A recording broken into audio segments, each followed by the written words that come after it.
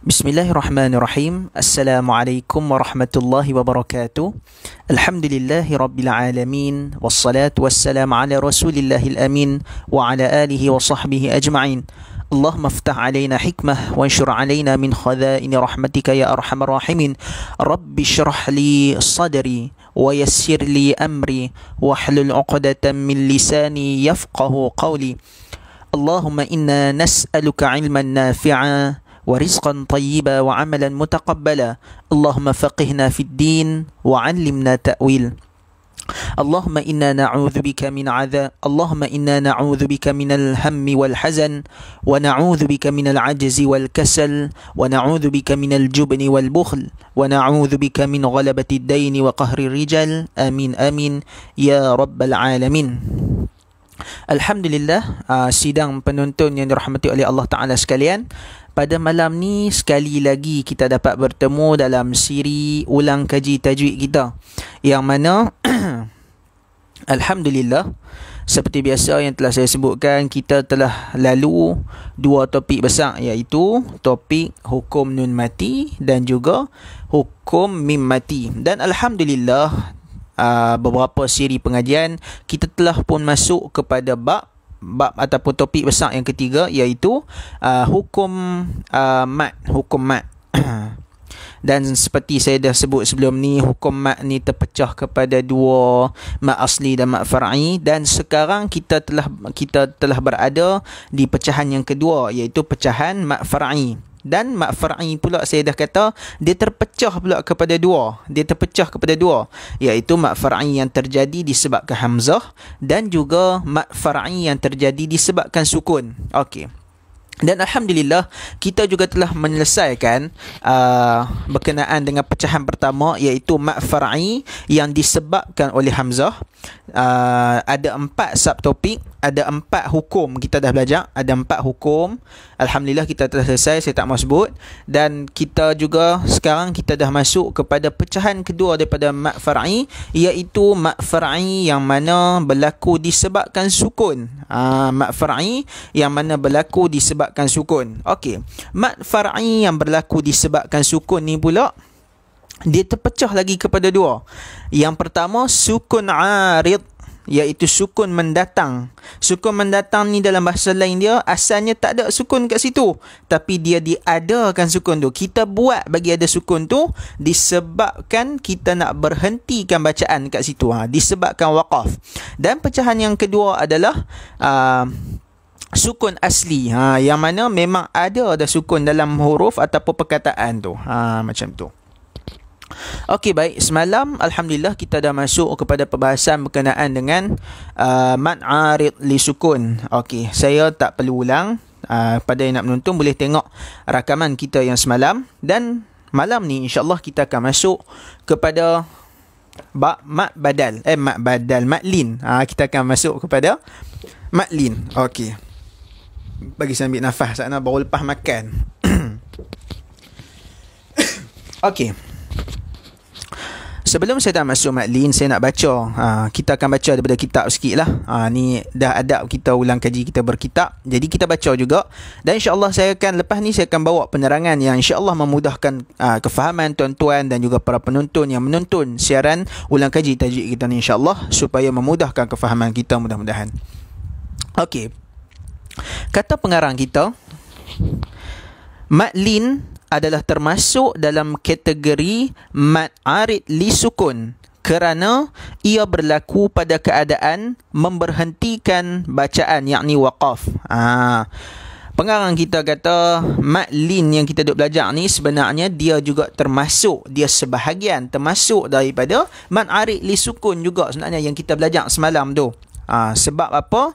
Sebab dia berlaku dalam keadaan memberhentikan bacaan kat situ. Sama dengan keadaan semalam lah, mat arid li sukun yang kita belajar semalam pun ketika memberhentikan bacaan. Kemudian kita sambung. Sukun yang berlaku selepas daripada huruf lin ini adalah sukun yang diadakan, yang diadakan kemudian. Maksudnya pengarang kita kata sukun yang akan ada adalah hukum mad lin yang kita akan belajar malam ni. Sukun ni pun dia sama macam semalam ma'arid li sukun. Yang mana sukun ni dia asalnya tak ada, tapi kita ada kan. Atas sebab kita nak berhentikan bacaan kat situ. Okey. Cuma ia bukan berasal dari huruf mad yang 3 itu, tetapi ia berasal dari 2 huruf lin yang diwaqafkan huruf selepasnya. Cuma pengarang kita kata beza mad arid li sukun dengan mad lin ni adalah, kalau mad arid li sukun semalam, seperti mana yang telah kita bincangkan semalam, mad arid li sukun dia adalah pertemuan huruf mad dengan sukun dengan huruf sukun selepasnya. Tapi dalam huruf lin ni, dalam mad lin ni, dia pertemuan huruf lin. Dia pertemuan huruf lin dengan sukun yang mendatang tu. Okey, sukun mendatang tu macam mana? Kita akan terangkan selepas ni insya-Allah. Teruskan tengok ni. Okey. Kita tengok yang pertama seperti biasa. Kita mengaji apa pun, ilmu apa pun, kot mana pun, mesti kita akan mengaji istilah dulu. Kita akan mengaji makna dahulu. Okey. Okey, pengertian lin. Kita duk sebut mad lin. Mad lin tu apa dia? Mad tu kita tahu dah, mad tu panjang. Mad tu panjang. Pemanjangan. Lin tu apa dia? Lin tu lembut. Maksud dia lembut. Lin tu maksud dia lembut. Apa yang lembut? Kita akan terang lagi. Okey, dari segi istilah, mad lin adalah pertemuan huruf lin dengan sukun arid kerana waqaf, ataupun dalam bahasa lainnya, pertemuan huruf lin dengan sukun yang mendatang ataupun sukun yang dibuat tu disebabkan, sebab apa sukun tu ada? Disebabkan kita nak waqafkan bacaan. Okey. Mungkin ada yang dengar saya terang ni tak dapat lagi bayangan. Dia macam ni. Okey. Sebelum kita nak pi contoh, kita kena tahu dulu apa itu yang dikatakan lin. Okey. Bila mana kita nak mengaji mad lin, yang mesti kita tahu adalah, yang pertama yang kita kena tahu adalah huruf lin. Huruf lin tu apa dia? Okey. Huruf lin ada 2. Huruf lin ada 2, iaitu waw dengan ya. Saya ulang, huruf lin ada 2, iaitu waw dengan ya. Sebelum waw dengan ya ni berbaris atas. Ingat, huruf lin ada 2. Sebelum waw ada 2, waw dengan ya. Sebelum waw dengan ya ni berbaris atas. Berbaris atas. Okey. Dan saya nak bagi fakta, bila mana kita sebut huruf lin ni dia berlaku ketika mana kita baca secara wasal. Wasal tu apa dia? Maksudnya kita baca tanpa berhenti lah. Baca dia duduk tengah ayat, kita tak berhenti dekat dia. Tapi apa beza huruf lin dengan mad lin?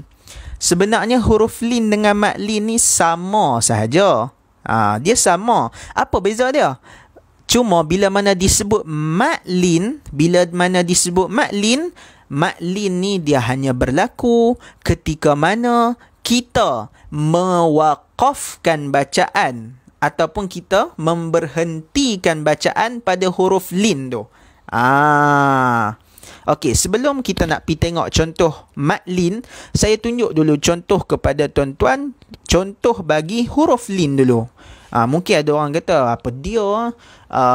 Waw, huruf waw, huruf ya. Sebelum huruf waw berbaris atas, sebelum huruf ya berbaris atas. Macam mana kan? Okey, mari kita tengok. Okey. Okey. Tuan-tuan boleh buka, boleh tengok dalam Quran. Tak apalah, saya lupa tulis surah ni. Saya mengambil tadi, saya lupa tulis surah. Tak apalah, janji nampak dekat sini. Okey, ayat dia dekat sini.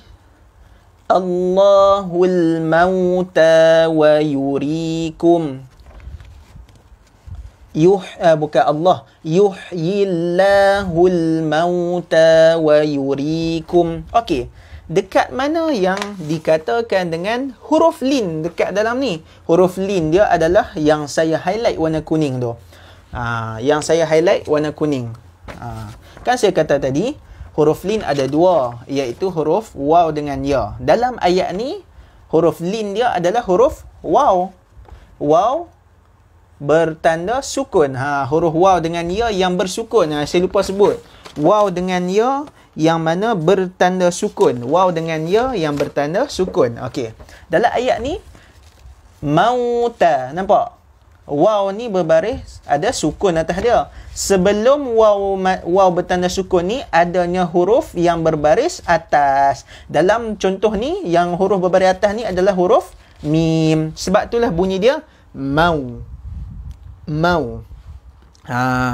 Yang tu bila mana huruf waw sukun, waw mati tu, sebelum dia ada huruf yang berbaris atas. Tak kisahlah huruf apa pun.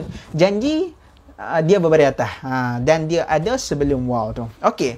Contoh yang kedua yang saya bawa adalah katabat aydihim wa wailul lahum. Katabat aydihim wa wailul lahum. Okey. Dalam contoh ni ada dua huruf lin. Dua huruf lin. Ingat, ni huruf lin. Kita tengah bahas ni huruf lin. Sebab apa kita nak bezakan huruf lin dengan mat lin? Kadang-kadang orang tanya, apa beza huruf lin dengan mat lin kan? Malam ni mudah-mudahan nampak. Okey. Sini kalau kita tengok, huruf lin dia adalah huruf ya. Nampak? Ya bertanda sukun. Sebelum ya ada huruf hamzah yang berbaris atas. Ada huruf hamzah yang berbaris atas. Nampak? Yang pastinya mesti berbaris atas sebelum huruf ya ataupun waw bertanda sukun ni. Dan kat sini lagi satu. Wa wailul lahum. Nampak ni? Wai. Nampak? Ya bertanda sukun, sebelum dia ada huruf waw berbaris atas. Dan apa-apa contoh sajalah dalam Al-Quran. Contoh bau. Saya au, bau, tau, thau, kau, qau. Tu semua antara contoh bagi huruf lin. Maitata. Nampak? Kan tadi kita kata lin tu lembut. Dekat mana lembut dia? Tu kita sebut tu mai. Kita tak sebut mai. Mau. Kita tak sebut mau. Dia sebut secara lembut. Maitata. Mauludun. Mauludun. Nampak? Okey. Sekarang kita dah nampak apa itu huruf lin. Apa itu huruf lin? Sekarang yang kita duk belajar sekarang ni adalah mat lin. Okey. Kita tengok pula. Mat lin kan saya kata.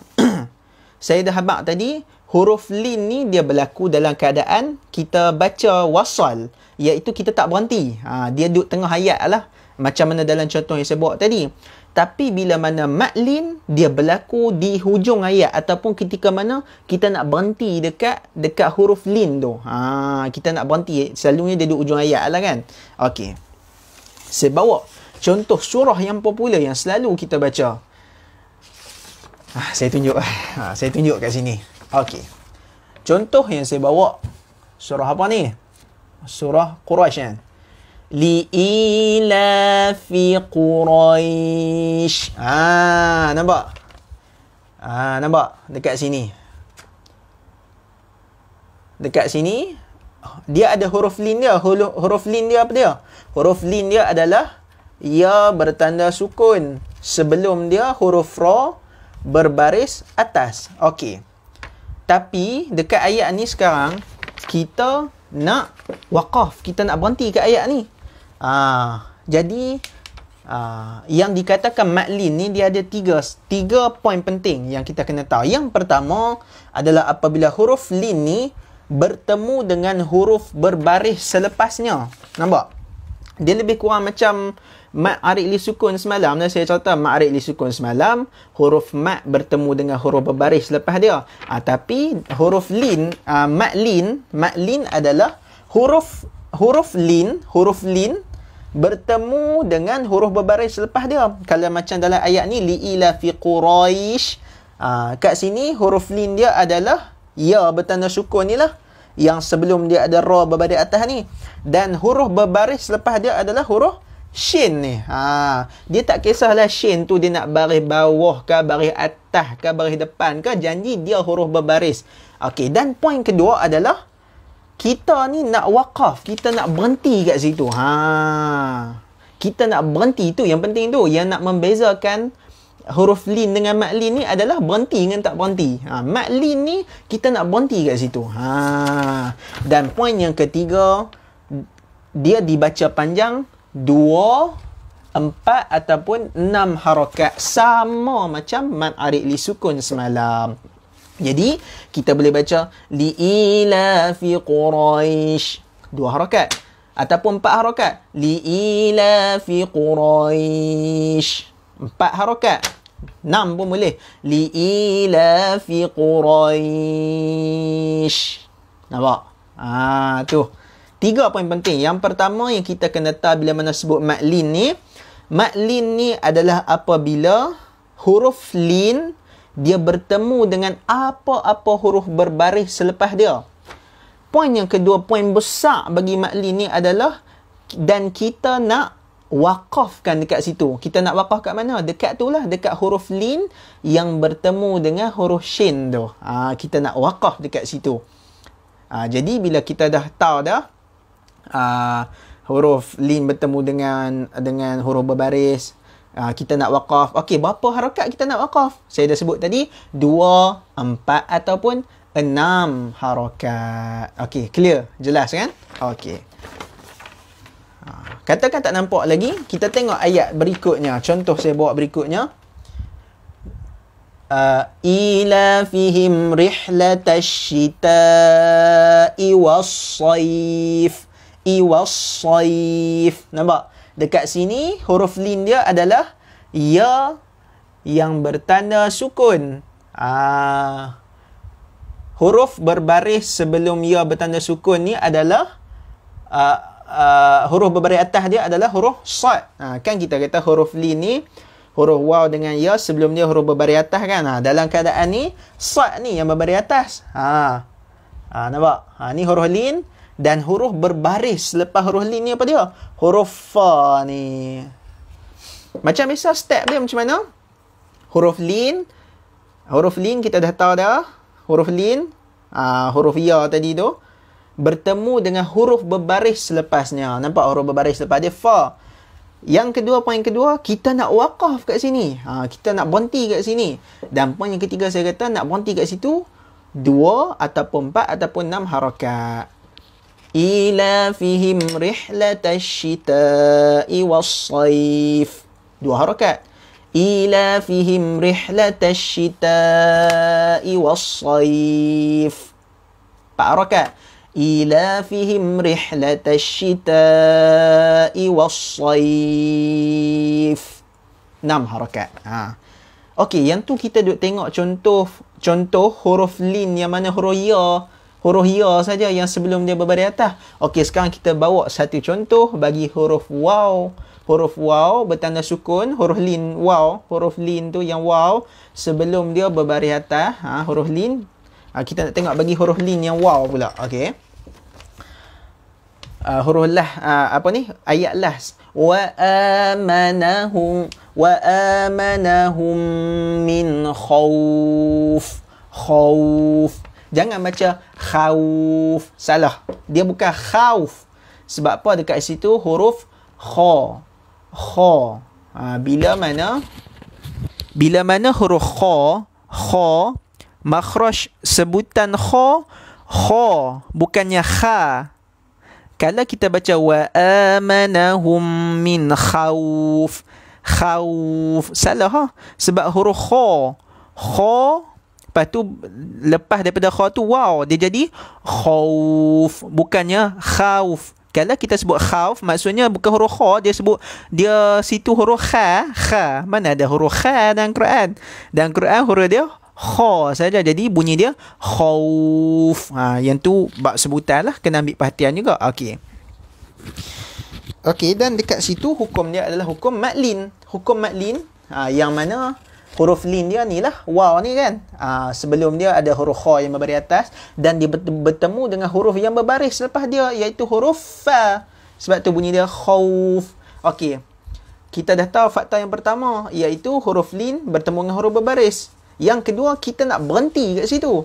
Tu poin kedua. Dan bila mana kita nak berhenti, kita kena tahu poin yang ketiga, iaitu harakat dia. Harakat dia 2, 4 ataupun 6 harakat.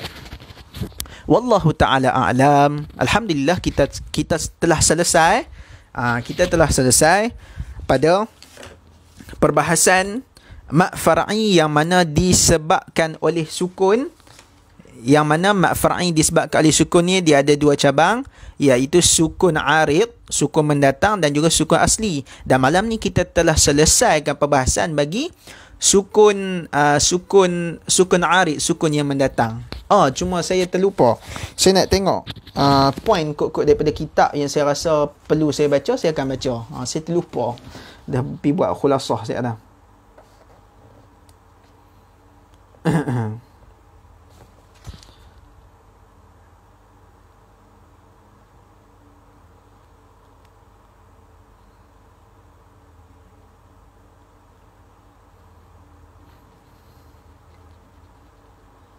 Okey, katakan kalau tuan-tuan tak mau berhenti kan. Contoh kita baca surah Li'ila fi Quraisy kan, nampak tak?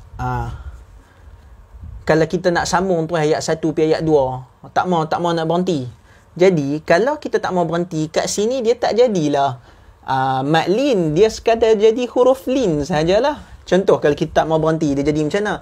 لإيلاف قريش إيلافهم رحلة الشتاء والصيف. Dekat saif ni baru jadi maklin. Sebab apa? Sebab kita berhenti. Tapi dekat fi Quraishin dia hanya huruf lin saja. Sebab apa? Sebab kita tak berhenti, kita wasal, kita sambung bacaan. Nampak? Itulah beza huruf lin dan juga maklin. Saya nak bagi nampak saja. Kemudian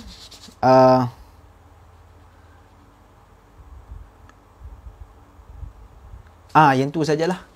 Yang tu saja yang perbahasan yang penting bagi huruf maklin. Yang lain-lain ni saya tak mau fokus baca beserta raum, beserta ismam ni, semua bagi saya benda tak penting. Yang tu sekadar nak jawab dalam exam tak apalah. Sekadar daripada segi nak praktik pembacaan tak perlu.